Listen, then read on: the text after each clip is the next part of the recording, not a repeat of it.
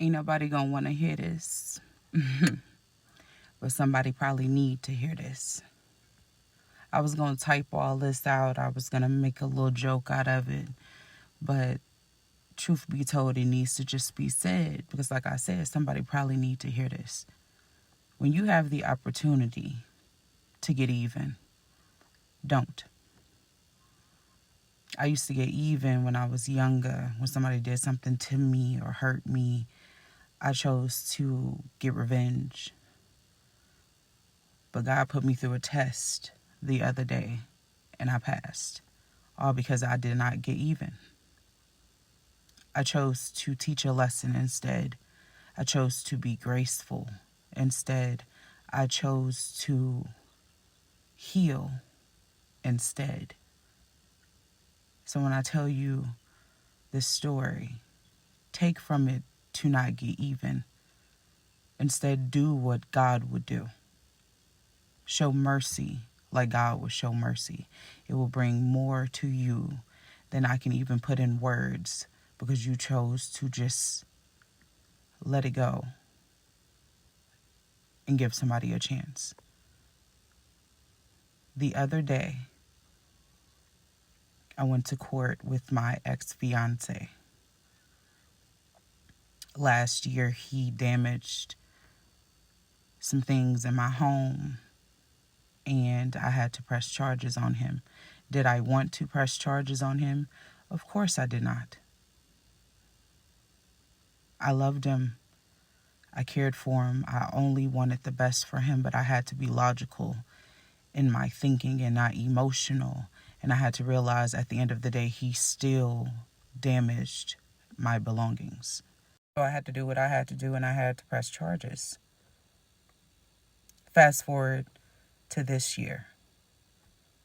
A situation happened with me and him, and the police were called, and they ran his name and saw that he had a warrant.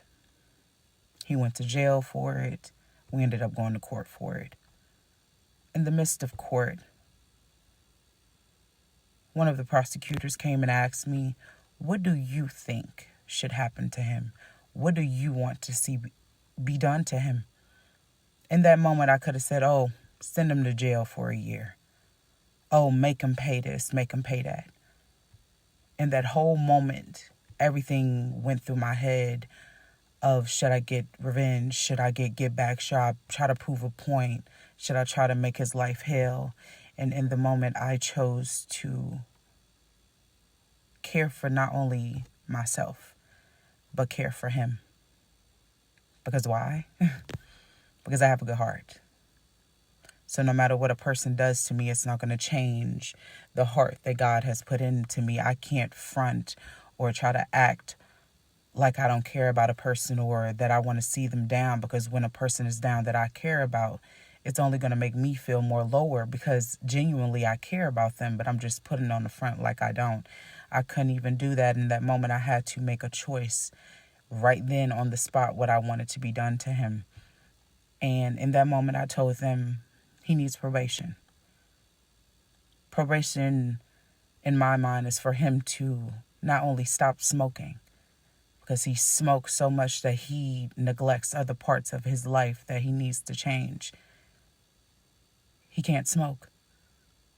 That's one thing that's been taken away from him that will better him, that will help him finance better and budget better and not spend his money on something that will only bring him momentarily satisfaction.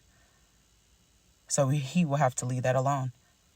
He will have to get a job, because not only will he have to pay court fees and fees to his probation officer, he will have to build a life for him as well in that moment. That's what I thought about when I thought about probation. This will change him. Not only that, I asked them to have him do a course of anger management. He does not know how to control his anger. Sometimes he is impulsive. With anger management, it may not cure him, but at least it will help him to know how to manage his emotions more effectively. So in this moment, not only am I thinking about myself and what can help him. I'm thinking about what could change him. He had to take accountability and responsibility for the things that he did. That was the whole point of us going to court. So he may look at it as, oh, she's mad at me about the breakup, or she's mad at me about what we went through. No, I'm not mad. I want peace from the situation. So I did things to get him to hold accountability.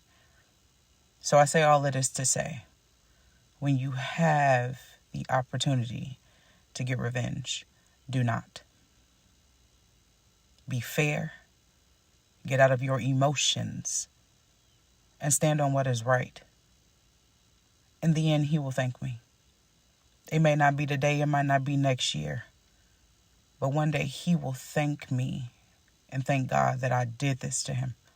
This whole situation, also, the girl that he was with, she left him. She said it was too much. She decided to leave him. That is also a good thing. She's on probation as well for prior charges. He does not need to be around that.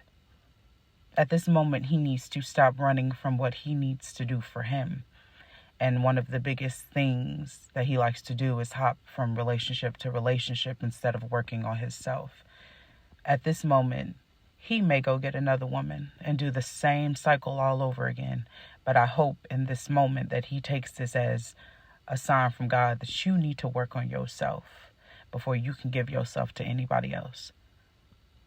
So I pray that in this season of me, that he takes what I've done and what I've created and the chaos as something positive to be a better man. Because that's all I've ever wanted him to be, is just a better man. And I know with these things set in order, he will be the man he needs to be. I believe in him. Even with us not being together, I believe in him. Because his story is not over. As for me, my story isn't over. But this ain't about me right now. This is about him being a better man. Don't get revenge.